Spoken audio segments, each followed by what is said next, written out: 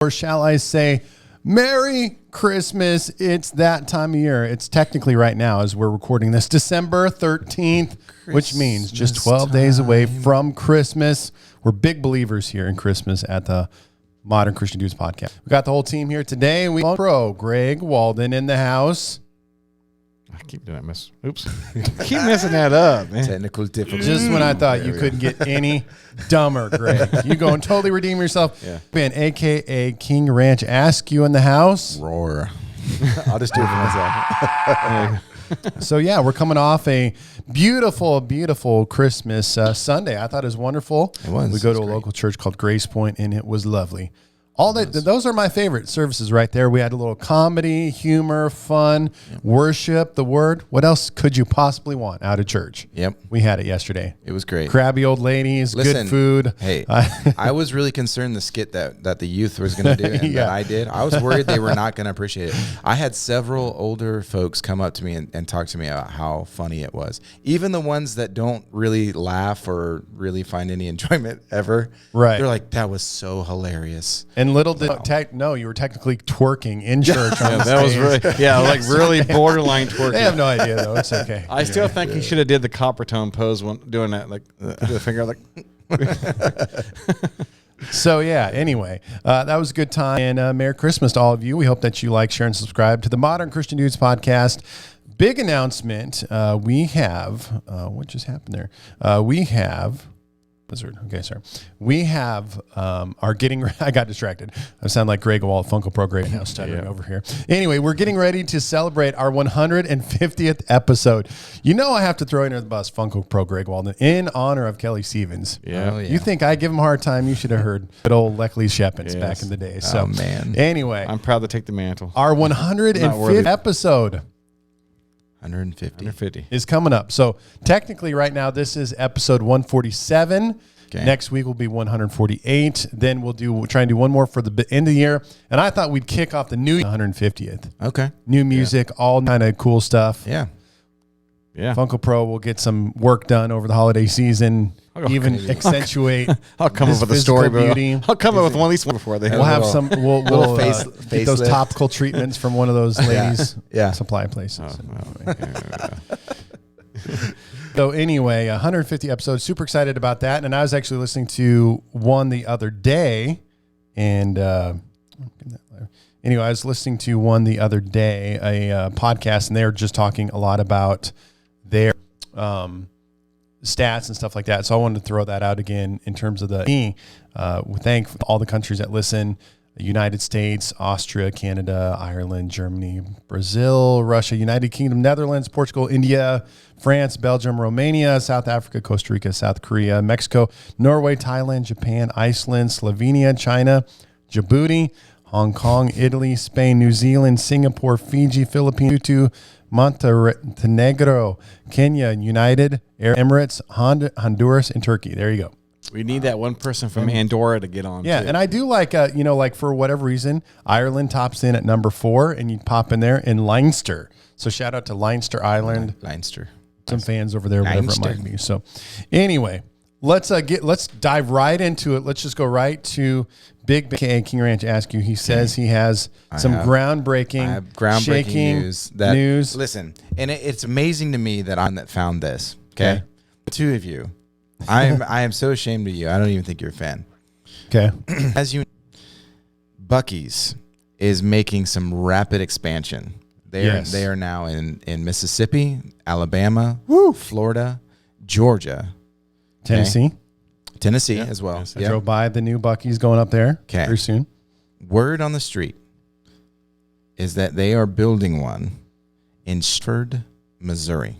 What? Stratford, Missouri. Which is just on the east side of Springfield. Oh, drop my sandwich. This is an hour. And what? I looked it up. This is groundbreaking news. This really is. An hour and 5 minutes from us, they are possibly building a Buc-ee. Now, this all comes from a Facebook post from people in Stratford. There was a meeting that happened with the city council and their signatures and everything. So now, if this doesn't come true, don't murder me. I'm telling you, this is a a post that was on Facebook has been shared all over the place. Okay, that they are possibly building a Buc-ee's in Stratford, Missouri, and I'm going to explicitly state possibly because I don't. That's amazing. Because I don't want to be. But it would be, and that's. I think they're be. working the Midwest, South areas, which are gas station or bypass, semi truck, heavy type roads. And I went on the website. They are breaking ground and opening them constantly. I think within the last couple of weeks they have opened like 4 of them between Mississippi, Alabama, Tennessee, and Florida, and now possibly Missouri. An hour and a half away from us. Greg Walden, that is a huge deal for you. It's that fudge place. Yeah, it's before. It's before, before you make there. And here we go. I can. Greg Walden's gonna be like, you guys want to go to Buc-ee's and then we'll go to Uranus as well. How about that? You guys want to go? We'll take like 5 days off and we'll spend 2 each one. But we can't. The Why cleanest not? Cleanest bathrooms. I mean, what? You don't work for the government and have 10 months off like I do? Come on. Those clean bathrooms and brisket are the brisket sandwich. I'm telling you, that is for the price is an amazing brisket sandwich. Yes, it is for like $5 or $6. Yeah. And did you know? I was also just kind of poking around with the headlines. They have like a whole page of headlines of stuff that's going on with Shaquille O'Neal has recently stated that Buc-ee's is one of his favorite stores. I love him even more. Yep. I already love him, but I love him even. It was an article. So I didn't read the article. All I did was headlines. So see, that doesn't. See, they need to open one in Job because, like Lambert, it's close enough we can go to it once in a while, but it's too far away where you can't lose all your paycheck going there. I will say, Funko Pro over there, he's the only guy I've ever seen of the hundreds of people I've seen walking out of a Buc-ee's. Still this day, the only guy I've seen walking out with three cases of beaver nuggets. Well, it was technically Cheetos or something. Yeah, they have this like cheddar cheese cheddar they cheese. Even thought it was awkward. The workers know. Cheetos. It's so delicious. It's really good. So yeah, that's why you lose your whole paycheck, Greg. Yeah, I know. Because you buy 3 cases. How much is that? Oh, it's expensive. Have you eaten them all yet?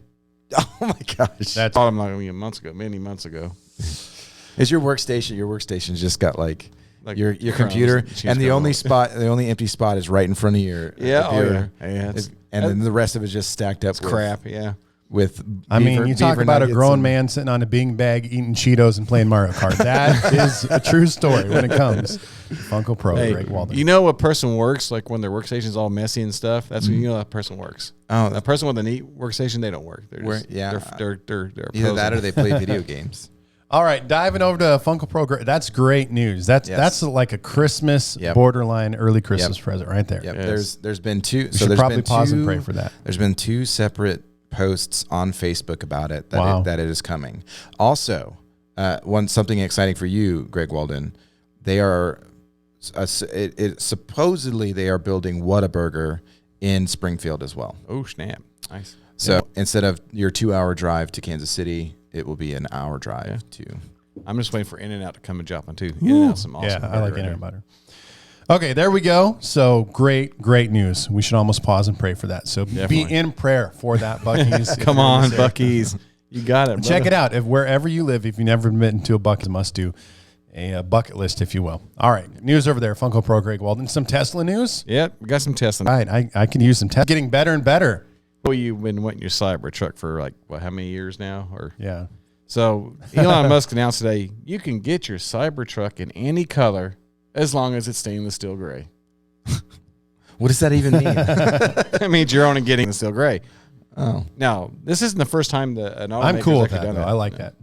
But it's not news. I mean, another automaker did it 110 years ago.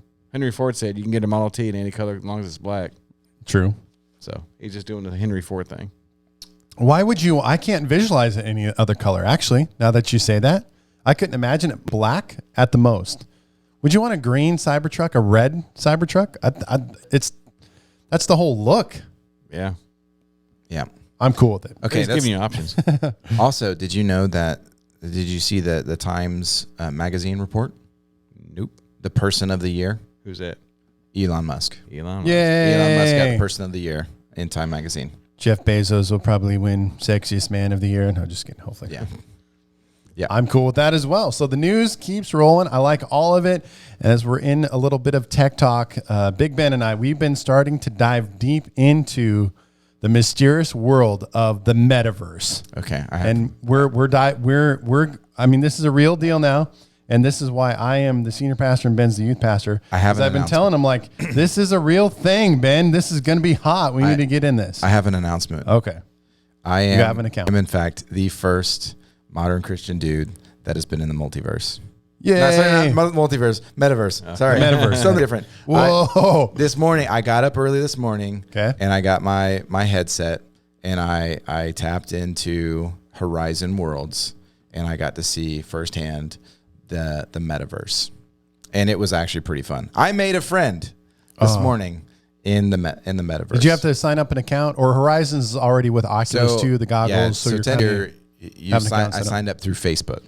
Is essentially what I mean. That's Okay. Oculus is owned by Facebook, and then it's an app essentially via Yes. Oculus 2. yes. So I think it's gonna be multiple apps. I'm not really. It wasn't really clear how it is. Right now, it's basically Horizon Worlds. You can go in, and actually you can make money in this too, building stuff. So like contests and stuff for builders, and you get like a platform, and then you can build ever, and the first prize is $5,000. Second prize was $2,500, and then third place was $1,000, and then 33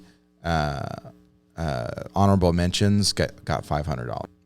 Cool. So yeah, it is interesting. We're going to be talking more about this, but I think I found an article that helps because it is pretty overwhelming. Okay. So let me just read a little bit. We'll talk a little bit more this is coming from economictimes.com into the mysterious world of metaverse, a fully realized digital space that exists beyond the analog. The biggest idea into the lexicon before they're truly coherent. Jargon appears out of nowhere, explained and overused the Internet of Things, the sharing economy, the cloud. In some rare cases, the terminology sticks. A lot of people talk a lot about a lot of loosely related things, and then those things merge into a single, semi-comprehensible thing. Then we live our lives within that thing. Remember hearing about the internet? Get ready for the metaverse. The term comes from the digital antiquity coined by the writer Neil Stephenson in his 1992 novel, Snow Crash. So there you go. There's a good Jeopardy question. So how cool is that? Coined the phrase metaverse. So shout out to Neil Stephenson. Then reimagine Oasis in the Ernest Cline novel, Ready Player One. It refers to a fully realized digital world that exists beyond the analog one in which we live. But what's Tron? What about movie. Tron? Now that we say that, wasn't Tron the metaverse? Technically, Yeah. Okay. I guess in a way, yes. Okay. So, well, I guess we don't want to dive in. As we know, Facebook is now Meta, and now we have all these companies that are starting to build the metaverse. Not just companies, but people too. Snoop Dogg has apparently invested. Well, and the big one, you looked into Sandbox. There's a company called Sandbox. I looked into Digitalland. I actually found out how much it is for a plot of land in Sandbox. $12,000. $12,000 for a plot of virtual property. Crazy. $12,000. Funko Pro Greg. And actually, you need to get in on this. Oh, So Snoop Dogg is also within the Sandbox. He's like, I don't know, a partner, I guess you'd call him. Well, a piece of property next to Song just went for $450,000. crazy. I mean, $450,000 for a virtual property. it's crazy. I mean, it's Hey, listen. I'm a gamer. yeah. This is the thing that I've been dreaming for years, and I think it's stupid. I'm sorry if I can't say that word on here, but I think it's so dumb. $12,000 for virtual property. Yeah. Right. It's I'm sorry. So I think the easiest way to explain it, and I tried to explain to some of my deacons on our church the other day, is like the metaverse is everything that you do in this world. They're just trying to duplicate that. Right. World. You know, and So- I've made some comparisons here.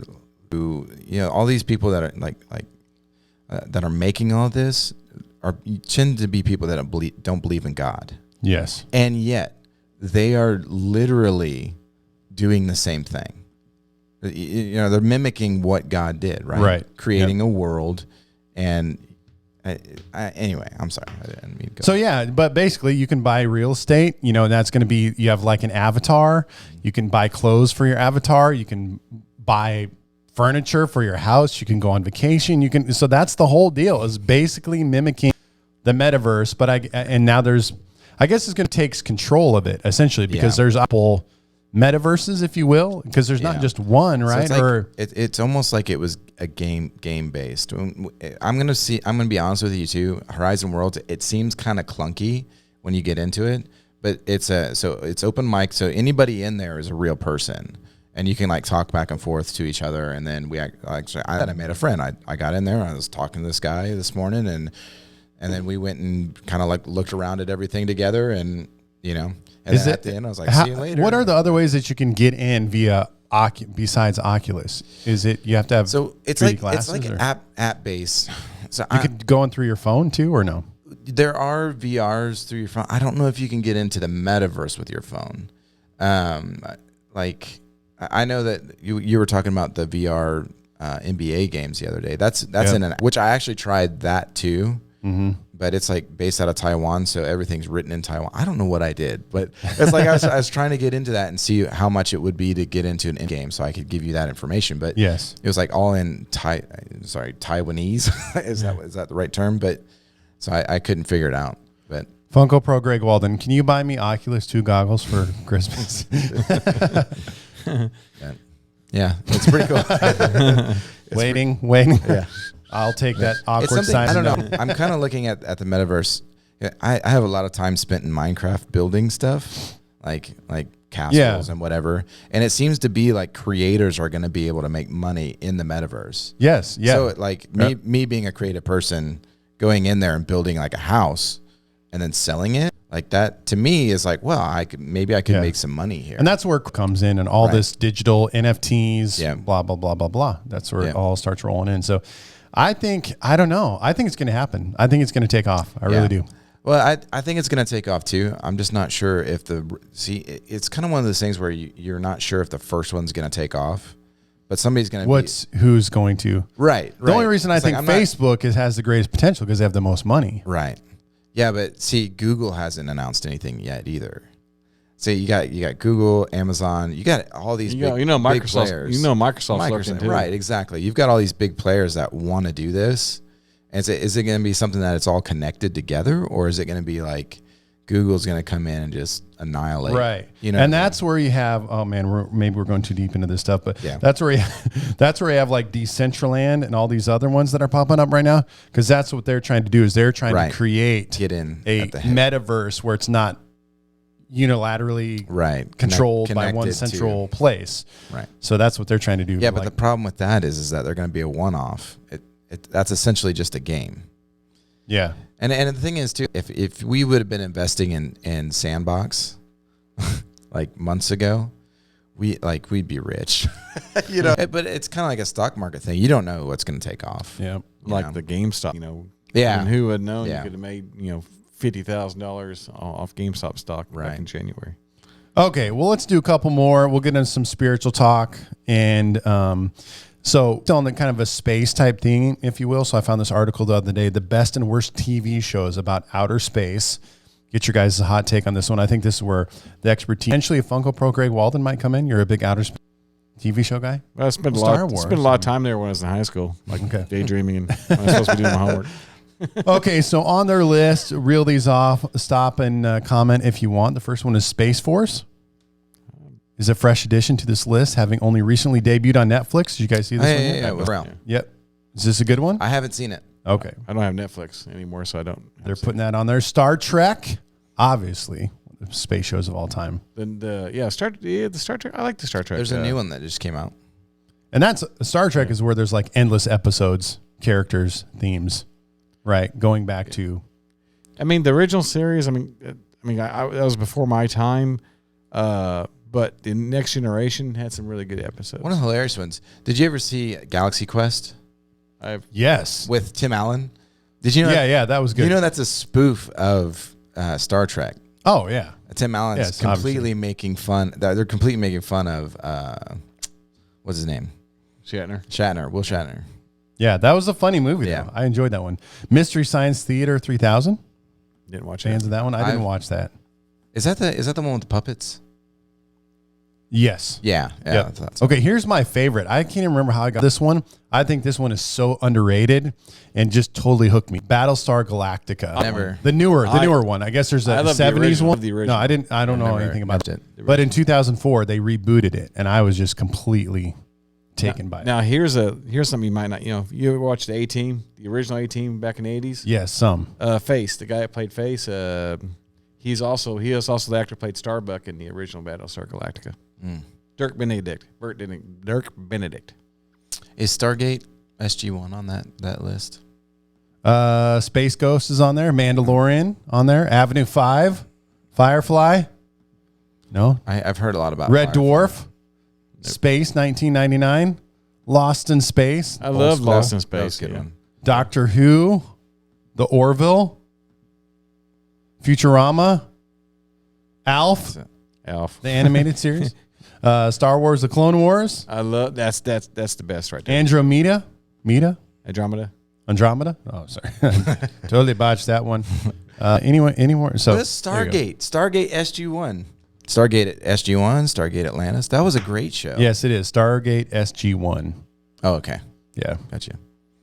I thought that all might as get well. you more hyped up. Uncle Pro Greg Walden, you might do the show a little bit more today Well, based off the Star Wars and all those movies. Come on. if we're talking about, I'm more of a space movie person. One of the oddest space movies was the Black Hole. Disney, the Black Hole from Disney. That was kind of an oddball one. Never saw that one. I mean, it's not bad, but it's kind of an oddball one. I liked Interstellar. That was a good one. Did The you- movie? Yeah, the movie. Yeah, It was that a super one good movie. I watched on an airplane on a mission trip, so it kind of I wasn't in a good mental place to I say here. take what was happening. I was just confused after watching it. Yeah. Well, it's kind of a confusing movie. Yeah. Okay, so spiritual talk here. Ben, break it down for us. Spiritual talk? Yeah, spiritual talk. You have some radical revelation from He-Man in the Bible. Oh, yeah. Psalms 88, written by He-Man. How amazing is that? Guys, I can't believe you haven't done a sermon on this yet. Yeah, dumbfounded. See, Did the you go, Bible did is you go just- look at it? No, I haven't. That's No? why I was waiting for you to break it down live for us here. Oh, well, no. It's Psalms 88 is Okay. written. Let's see here. Hang on. Let me get my Bible app real quick. Bible app, Psalms. A psalm of the sons of Korah for the director of music, according to Mahalath Lanath, a maskil of He-Man, the Ezrahite. Yep. Psalms 88. Are you already there? I'm already there. Yep. You already read it. So It says, Lord, you are the God who day and night cry out. May my prayer come before you. Turn your ear to my cry. I'm overwhelmed with troubles, and my life draws near to death. I'm counted among those who go down to the pit. I am like one without strength. I am set apart with the dead, like the slain who lie in the grave, whom you remember no more, who are cut off from your care. You have put me in the lowest pit, in the darkest depths. Your wrath lies heavily on me. You have overwhelmed me with your waves. You have taken me from my closest friends and have made me repulsive to them. I'm confined and cannot escape. My eyes are dim with grief. I call to you, Lord, every day. I spread out my hands. Do you show your wonders to the dead? Do their spirits rise up and praise you? Is your love declared in the grave, your faithfulness in destruction? Are your wonders known in the place of darkness, or your righteous deeds in the land of oblivion?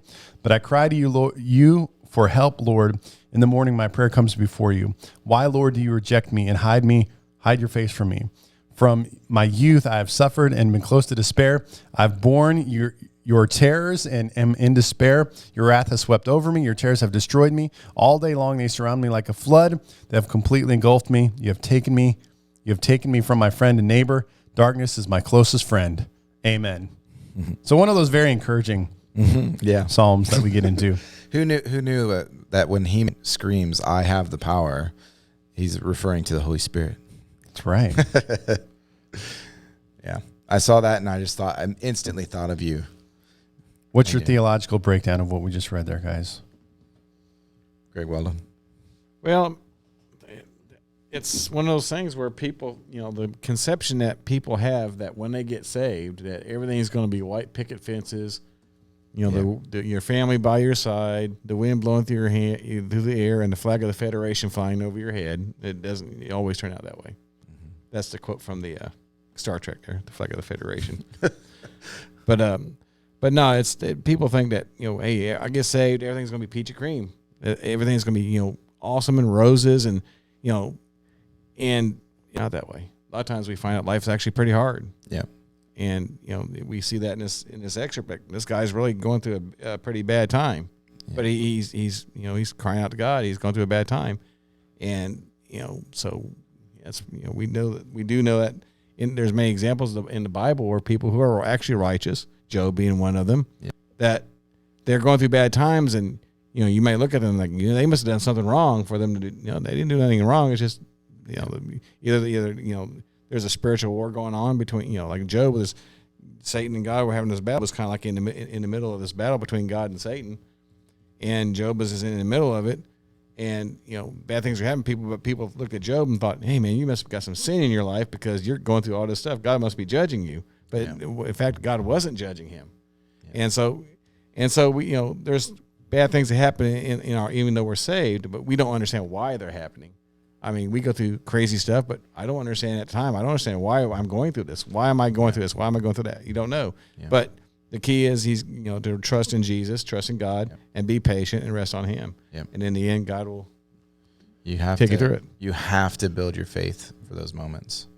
You have to build it. It's like an exercise, like building your strength. If you are not building your faith with God in your relationship, that when the storms actually come, you're not gonna be strong enough in that moment. Yeah, there's this weird dynamic that I believe having the spiritual, at least here on earth, is like our worst of times are our greatest moments to grow in our faith, connect with the Lord, and get stronger. Yeah. But then we want it better. But when times are good, that's when we experience, at least in my experience, that's when I've experienced my least amount of spiritual growth is in the good times. Yeah, the growth and the yearning and the desperation seems to create opening to experience God's presence in a powerful way. Yeah, Christians, well, within the United States, with the lack of persecution and lack of we have it really good here, and Christians here, I think, get in a bad habit of only crying out to God when they're in desperate moments. Why do you feel that God moves the most on a missions trip, right? You crave that, right? To things that happen. Well, that's because you're out of your element, you're uncomfortable, and you have to rely on God, right? Yep. So I like it as I'm talking through it a little bit. I do like that the one thing I noticed about the psalmist, He-Man here in particular, is he's using this repetitive phrase. He says, "Lord, you are the God who saves me day and night. I cry out to you." And then he says down in verse 9, "I call to you, Lord, every day. I spread out my hands to you." So it's like, even though you hear this discouragement and kind of like a little bit of abandonment that he's feeling or he's trying to process, he's not going to stop crying out to God. And that's one of the things that we have to do is like in the midst of it, whatever it is, it doesn't mean we stop praying. It doesn't mean that we stop crying out. That's the danger. The danger could be like, it's like or I'm sure we all have at some point, we're like, fine, I just give up. Yeah. Or like I've said, one of my least favorite phrases is like, I'm just done. I'm just done. People's marriage, people say that in relationships or with their church or things like that. It's signaling I'm giving up. I'm done. But the psalmist said, okay, Lord, where are you at? I pray to you day and night. I feel like you're not even with me. I keep praying day and night. And that's the mindset we have to keep taking on as we keep praying. Job, et cetera. Again, there's multiple biblical examples of guys that are like, hey, the situation hasn't changed, but I keep praying day and night. And you can see that battle in this. You can see the battle. We all have this battle between our spirit man and our flesh man. Our sin keeps wanting us to keep, like I said, keep praying to God. But the flesh man says, just give up. Just give up. Right. So you got the constant strife between the flesh and the spirit, and they're at war against each other. And then the question is, which side's going to win out in your life? Yep. It's never, and I encourage you, modern Christian dudes, ladies, etc., whoever might be listening, is that I never have believed it's a bad thing to question. There's a difference. If I almost ruined that, I don't think it's ever a problem to ask God questions. Mm-hmm. The struggle becomes when you begin to question God. So to me, there's a little bit of a difference there. So if I'm asking God questions, it's more like, man, why why is it so hard right now? Why is it? But questioning is like, I doubt you, God. Yeah. When you're questioning God, there's a little bit of a transition that happens there where from like, okay, why is this happening right now, to God, I doubt that you even can do anything in this anymore. And that's the place we don't want to get to, Right. followers of Christ. Yeah. Yeah, because basically doubting God is practical atheism. Yeah. Just throwing it out there. I don't have anything to add on that. Come on, we're looking for spiritual insights here. So this is what we're learning from the life of He-Man. And he, didn't have friends, and he was really hard. He felt hanging out with people, and he felt like a dead person at times. But we've all felt that way. Yeah, I felt that way before too. And that's always I appreciate the Psalms for that reason. Is Psalms is not just a book filled, although I love to read it because there are those Psalms that are very happy, encouraging. Lord, I praise you because you're so awesome. And there are those Psalms that we the book of Psalms. Yeah. But it seems to be a book of good balance too as well. Yeah. So we see David groaning and David, being one of the writers of the Psalms, where when he was going through the whole Saul David thing, where he's like, I'm in a cave, I'm running. You said I was going to do this, be this, and blah, blah, blah. So it's always good contextual balance, I find, in the book of Psalms. That is kind of taking us through what our normal life looks like. there is a lot of crying. Yes, a lot of crying. And the one thing we can find some encouragement in this chapter. It doesn't look like there's much in there, but actually think about the encouragement where God thought it was important that this be in the Bible. That God understands that we go through these things in our walk, in our earthly walk, that we go through these times of desperation and these times, and that God understands that we go through these, and He put that in the Bible so He has an across it. God understands that what He's saying is God understands it. He understands we go through these things. Yeah. Yeah. What's funny, not funny, I don't know if that's the right phrase there, but I think what's interesting about the Psalms is we forget that they're songs. So I always find it the guy who was writing this I wasn't laughing at him to his face. Sorry, He-Man. But it's the idea that these were songs. So think about someone who was singing this as a meditation. And just to remember that we take that element into our spiritual life, singing of worship, that should always be a part of our spiritual life. And it's a good thing. I know that maybe we're not all musicians or songwriters or things like that, but it's just a healthy thing to pour out our emotions to God, good and bad, all of them. There's something though about music and singing that unlocks something inside of you. I mean, if you even within the secular world, you think how music can take you to a timestamp, a place, and same as worship. Why is it so important to worship God and make that connection? Because music has a way of opening you up, right, and getting that response from inside of you. And maybe we should, I don't know, I'm talking now, but maybe we should add some of these kind of songs to a church. You know what I'm saying? Like, Lord, why have you left me? I'm in the pit with dead people. Thank you, Jesus. Isn't that funny though? Like, we think about that. All of our worship at least in American context, always has to be positive and be uplifting. And I guess in one sense, your worship doesn't always have to be positive and happy. Worship is working out. Why is there breakup? What's inside of you? Why is there breakup songs in secular world? Have the same sad songs. I mean, they have a thing where they help you deal with that, right? It's like, I feel sad, so I listen to sad music. Why? I feel like we should aim and worship. You're absolutely right. You're going through. You should have a sad worship song, right? Yeah, and I guess we do a little bit, but it tends to be, worship is always on the happy, uplifting, being always on the positive, etc. Yeah. I was watching a video of guys that were kind of making fun of prosperity preachers. It's like, I'm never sick. I've never. Yeah. I got to show you that video. My favorite part in the whole video is like, if I was in the Old Testament, I would have been from the tribe of Benjamin. You know what I'm saying? And he's throwing Benjamin dollar bills around. Wow. So anyway, Benjamins.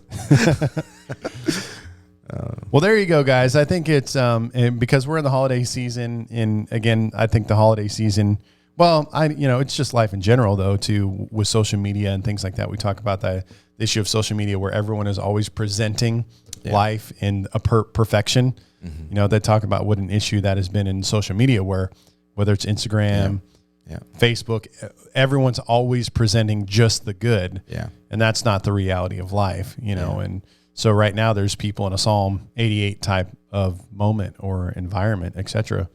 And God wants to walk us through that today.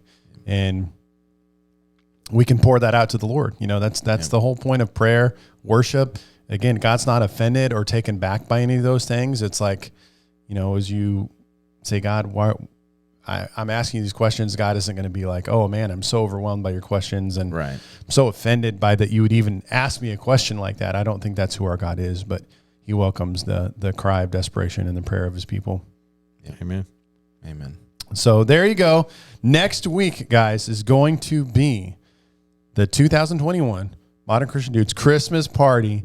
Have you guys got your presents yet? Are you ready to go? Spectacular. Yes. Funko Pro. We haven't heard much excitement from you about what you're getting us. So either it's really really good or really lame because you haven't been like, man, the gifts I got you guys are so awesome. Oh, you're gonna love it. I got Pastor in the bag. I got Pastor Jeremiah in the bag, but Greg Walden, I haven't got yours yet. But I know what I'm gonna do. I figured it out this week. I know what I'm gonna do. Okay. I got some ideas, but again, I'm not going to hype anything up until I keep mine on a down low. All right. Well, hey guys, hope you enjoyed this episode. Go check out the metaverse this week. Maybe we'll be there. Maybe one day the Modern Christian Dudes will be in the metaverse. You never know. We'll do a podcast from the metaverse. Oh yeah, awesome. So I got to get in the game though. We got to get in this meta thing. I think it's a Bitcoin meta. We need it all. Crypto, whatever. Yep. You're done. All right, guys. God bless you. Merry Christmas. Thank you, He-Man. Talk to you next time. Thank you, He-Man. It's going to get better. Just keep praying every day. Alrighty.